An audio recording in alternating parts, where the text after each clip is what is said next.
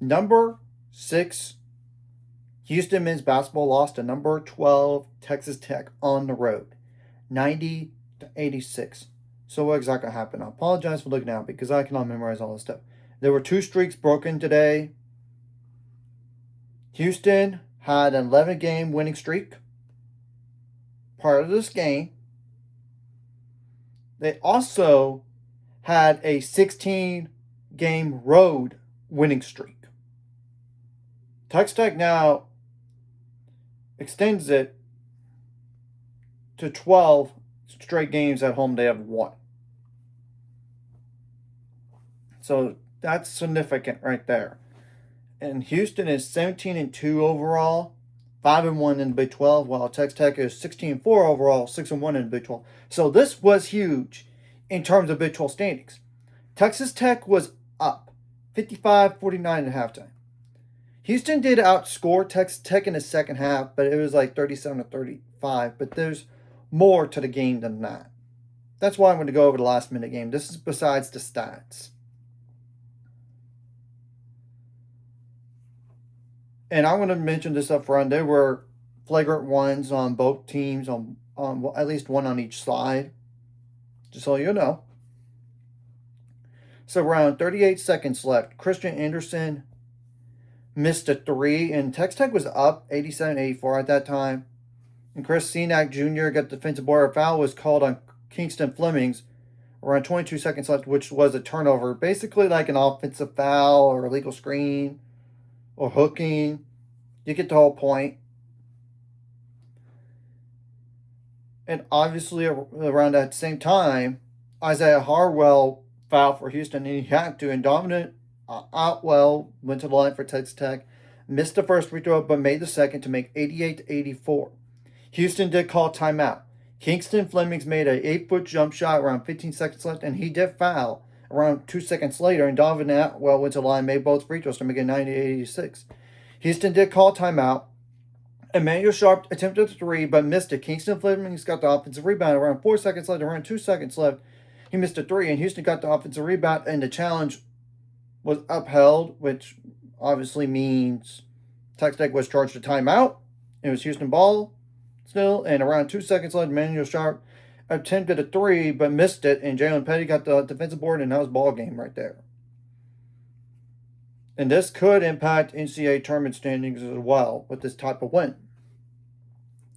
And Houston didn't shoot the ball bad in this game, 48% on 60 attempts, 39% on threes on 28 attempts, 81% on free throws on 21 attempts.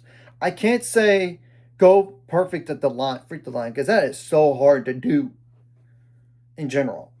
Now, 28 rebounds, 11 offensive, 9 assists, 6 turnovers, 5 fouls, 1 block, and 25 fouls. Yeah, that's a lot of fouls, and they had foul trouble issues in the first half that caught up to them in the second, possibly.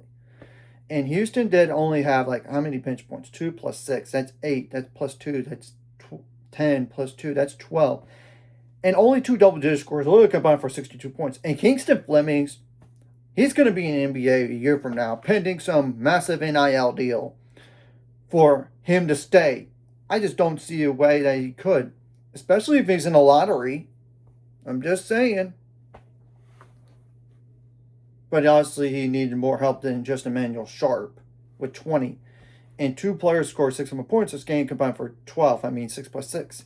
Now, Texas Tech had 8 bench points and 4 double-digit scores. So they combined for non-double-digit scores combined for 11. I mean, 6 plus 2, that's 8, plus 3, that's 11. So 79 points. And JT Toppin had a double-double in this game, 31 points and 12 rebounds. He could very well be in the NBA a year from now, too, unless he gets X amount of money in terms of NIL to stay. I'm just saying. And one player scored 6 more points in this game, had 6. And Texas Tech didn't shoot the ball as good as Houston, but they had 2 more attempts. 44% from the field on 62 attempts. 41% on threes on 29 attempts. 80% on free throws on 30 attempts. Now, what killed Houston the most was Texas Tech beat them on the glass. 44 rebounds. 21 offensive. You don't see that happening to Houston that often, getting beat up on the glass like that. 16 assists, 10 turnovers, 1 steal, no blocks, and 16 fouls. Now I'm going to go to the points out turnovers, points in the paint, and fast break points as well. Points out turnovers were close, but it favored Texas Tech, 13-11. Same thing goes for fast break points, 3-2 for Texas Tech. Points in paint did favor Texas Tech, actually, 26-22. And I knew there was going to be no way that Houston would go and beat them in the Big 12. The Big 12 is just too tough of a conference to do that. So what's the next 5 games? Well, you're going to have to go, and this is pending on the weather craziness in terms of travel, like what's going on right now, too. Just to let y'all know about that. Well, Houston, you're going to go on the road to TCU now on January 28th, and they're going to play desperate because they are like on the bubble, technically, for the NCAA tournament. Just saying. Then you get Cincinnati at home January 31st. I would think you would win that game anyway. TCU, like on the road, I would think you would win, but still, a desperate team is a dangerous team.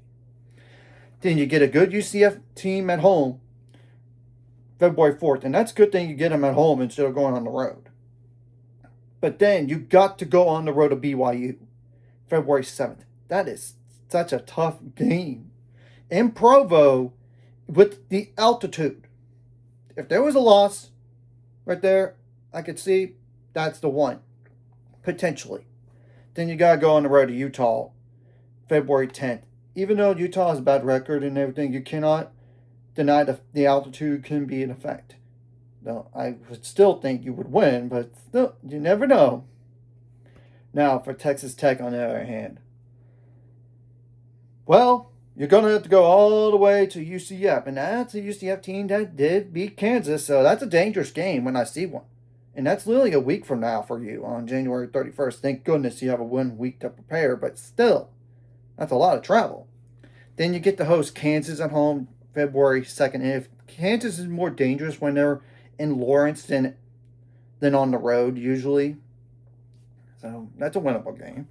Then you got to go on the road to on the road to West Virginia February 8th. Yeah, the travel could really hurt you there. But you have more time to prepare, obviously. February 11th, you got Colorado at home. I would think you would win that game. And then there's Valentine's Day. You got to go on the road to Arizona. If there was a loss I could see right there, right now, that's the one. Arizona's on a different level, but I don't know about Arizona going and beating the Big 12 anyway. It's just too hard of a conference. Seriously. And they literally play BYU on Monday. I think that's possibly a loss happening for Arizona. So, anyways, if you like this content, hit the like, subscribe button, and see you guys later on the road. 800 subscribers, goes the ultimate goal is 1,000 more. Some of my money that scores like video, comment, it really helps YouTube algorithm. Some more people see it. Sharing the video does help as well. Some more people could watch. And if you're watching and not subscribe, hit subscribe buttons for the notification bell as well.